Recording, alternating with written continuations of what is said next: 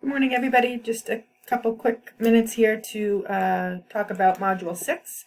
So in Module 6, what I'd like you to do is the readings. And so in this case, that would be Chapter 4, and you're going to do the entirety of Chapter 4. And then I'd like you to go into the Evolve and do all of the review exercises for Chapter 4 in Evolve.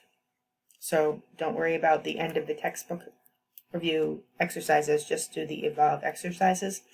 Whatever's in there, go ahead and do that. And then we're going to do another discussion board post.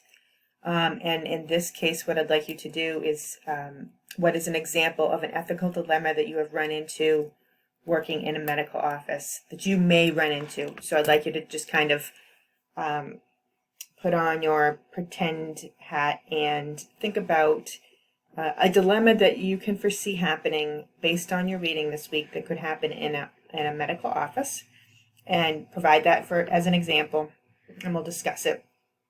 And make sure you're commenting on your classmates' posts as well.